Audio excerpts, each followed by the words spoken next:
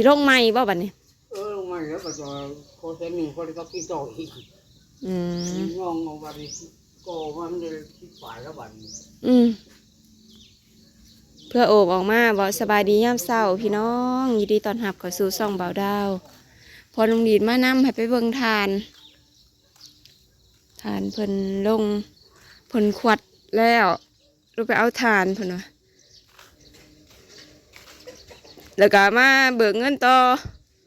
สิเอาอีก100,000เพิ่นว่าเป็นหนี้เพิ่มอีกเพื่อหาแห้งลงใหม่เต่าใหม่นี่ฮะก็ออกมาจากเต่าวะดิใครแห่ใครเลยแห่ไผ่เขาเปลี่ยนอะไรเอามาขายไหวปกล้าซื้อไหมเขาไม่จะคุกใหญ่นี่พวกเราโคตรทานเลยสามด่างในใหญ่น้องเนยให้เอามาขายให้แมนอยู่เป็นหมวดนั่นนี่นะบอกว่ามีลูกมันจิมาเบิ่งด้วยค่ะ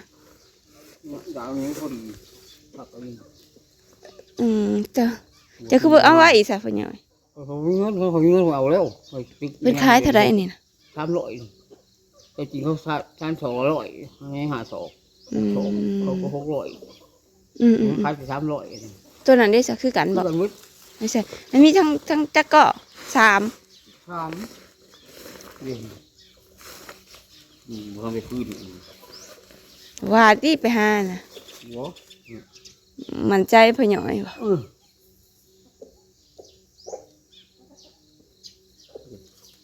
สื่อพจิบเป็นโทษว่าพย่อยเจ้าของเขามาอ้าวเห็นในคลิปตายแล้วซื้อของนักโทษป่ะหมดแล้วเขามดดาเมียมถือกุกเลยเอามาปะ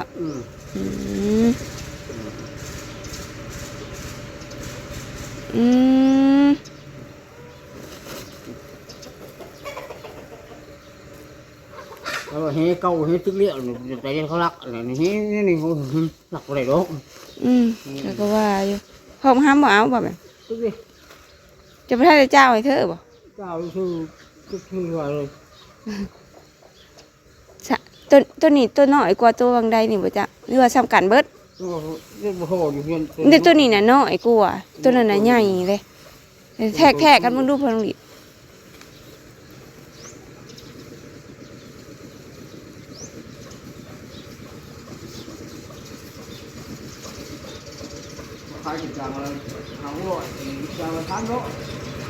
เขาก็ไปซื้อลูกมาใส่อีกเนาะ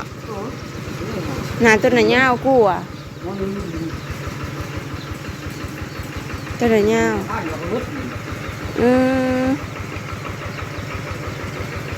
ราคาเดียวกันเบิดเลยเท่าไรก็เพิ่นจะขายนะ300ทนเบาบ่ดิแล้ววันพื้นบางนู่นตัวนี้นะพี่ย้อยพื้นบางเบิดเลยมันคล้ายกันไง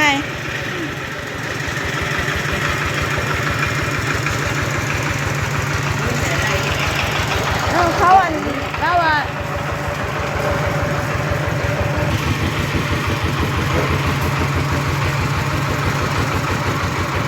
่าตัวนี้แห้งกันยาวไปจ้ะตัวได้ยาวกว่ากัน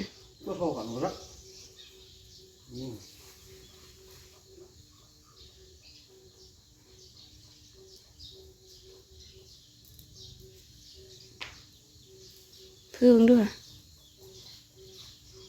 ช่องอันนะเพื่อทอกันบอกก็ได้ที่ละห้างเลือกเอาเขาที่ตัวห้างกูกันมีรถเขาต่อกันรถบ่ตามเลยหัดโป๊ะหัดโป๊ะก็ดีนะตัวนี้ดิ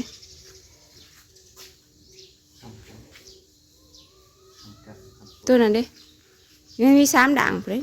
นี่ตัวนี้ด่างหนึ่ง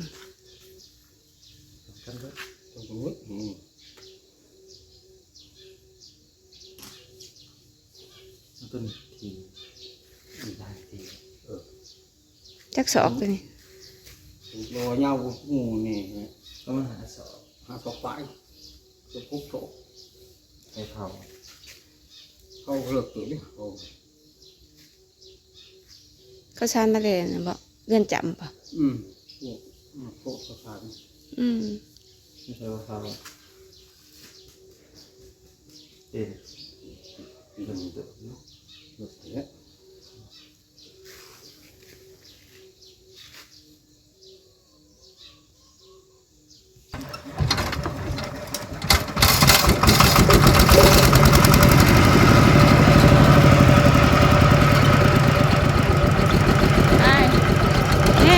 ทั่วบริปิดทั่วก่อนลืมปิดทั่ว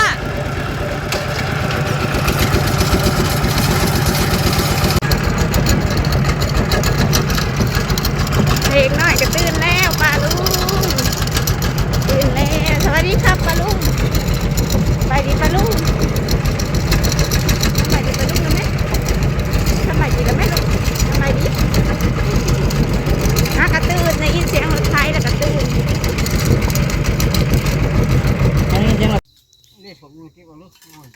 มาหอดทานพอน้องหลีดแล้ว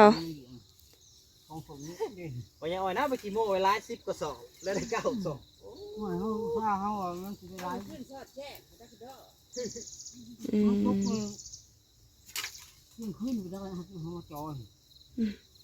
นี่ทานนะ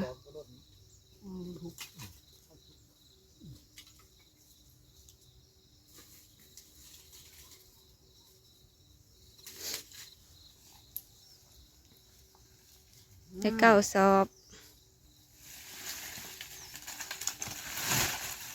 เก็บให้แน่สนยังมันน่ะพ่อหน่อยเก็บใส่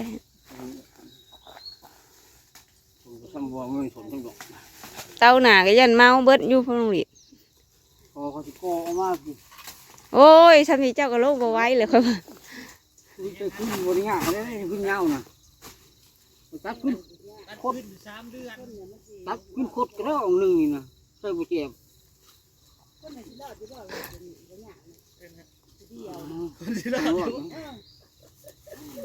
เจ้าก็ไม่ทักท้วนเดี๋ยวยังไงกูให้สินดามากระปุ๊บผู้ใหญ่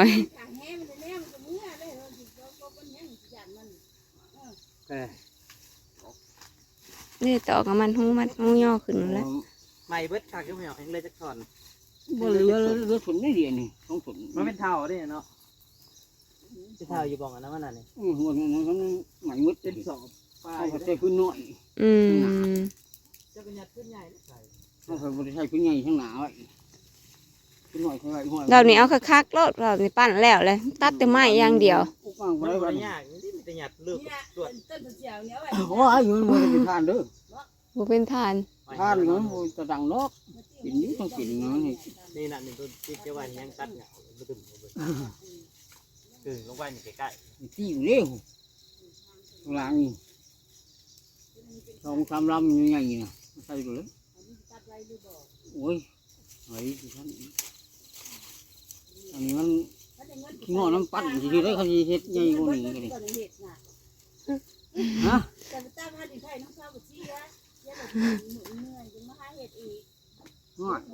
ได้เงินก็ได้ว่าสิไปหา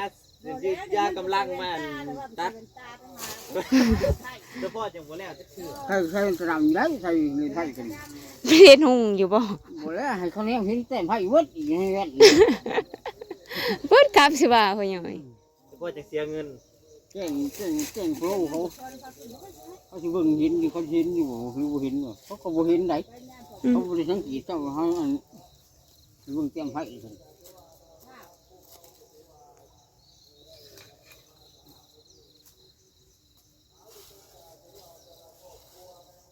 ทานนี้ก็ไม่คิดเลยโอ้ทานไม่ตายอยู่บนโยกบนไรเนาะไม่เป็นโยกมันก็หมอดเย็นไว้อยู่เนาะหมดดูเอามันปิดตัวละหัวครับ หัวแบบบ่ให้ขี้กูเลย โอ้ผมทำการยิงของเพิ่นเป็นเครื่องใช้ปืนใหญ่ไปได้ตัด เนี่ยขี้น้ำเขาเนี่ยมันห่อนเนี่ยมันบนไผ่มันบริมัน เขาเห็นเขาเห็ดเต่าแล้วเขาหย่อยเขาเวลาเขาเจาะเอาโกนมันน่ะเขาเอาเป็นออกมาเป็นแผ่นเลยได้เจ้าจำเป็นต้องโอบเนี่ย เหมือนคนเข้าง่างเอาไว้ยังมันเกิดไผ่ เออ ตัวมันไผ่ยัง ตอนยกออกมาได้เขายกออกมาเป็นแผ่นเลย มันเป็นเท่านะไผ่ยัง ย่อเลยตอนเดี๋ยวนะ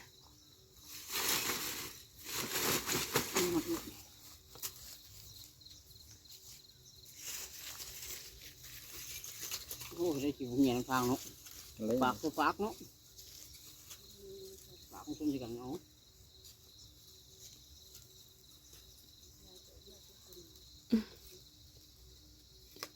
โอ้ยเราตั้งใจเห็นแล้วกันได้เงินใส่ตลอดอันนี้เกิดที่ได้เต้าหนึ่งจนลืมว่าที่ได้ร่างคานะเพิ่นแต่ช่วงดำนาผู้ยากมุด งอน้ำฟัน ฮะก็ได้เป็นอันนี้เนาะพ่อหน่อยบ้านนี้เจ้า บองเพิ่นเฮ็ดเต้านั่นก็มีอยู่สุกบ่องอยู่ในกัน6โลที่ม่าน ผมตัวนี้เอาตัวนี้เลยบ้าน นี่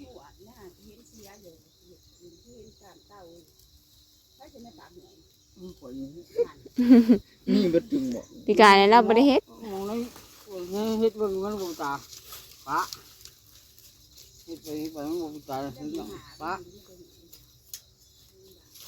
มันจะติดแล้วบ่ ติดเลย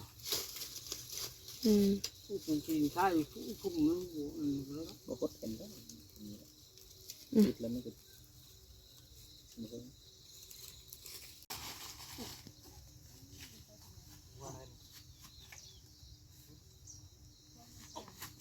ทับเลยบ่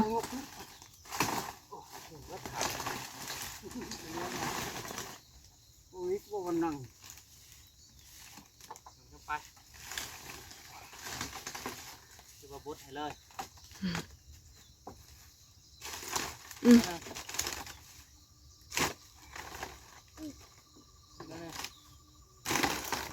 อืม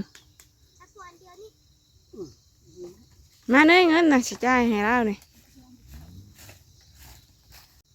ไปเฮาก็เตรียมสิมื้ออ้าวไปจ่ายน้องเนยจะเอาเบิดนี่ลูกมือแห้งก็จ่ายเป็นเด้อผู้ ไอ้บ้านนี้ฮะคนนี้ พญาอ้อยพญาอยู่ ร้ายดอกทีนี้ก็อีกที่เขา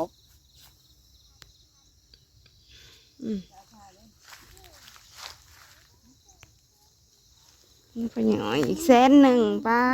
พญาอ้อยนี่ก็ มือนี้เงินออก ลุกหรือจมก็มีแต่ออกอย่างเดียว โอ้ยเถอะว่ะ พญาอ้อยของเจ้าอันนี้กระเป๋าพอพับจะเบาแหวงนะครับ เป็นอะไรเขาเท่าลิ้นนาทีว่าวันนี้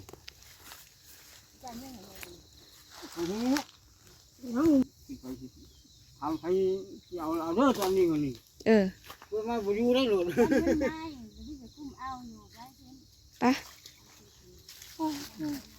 ไปลูกป่ะจ่ายไปแล้วพี่น้องเลยค่าทานงั้นบ่ขึ้นได้บุป่ะขี่รถไฟฟ้าให้เนยขึ้นขอบคุณที่ติดตามรับชมด้วยพี่น้องเด้อ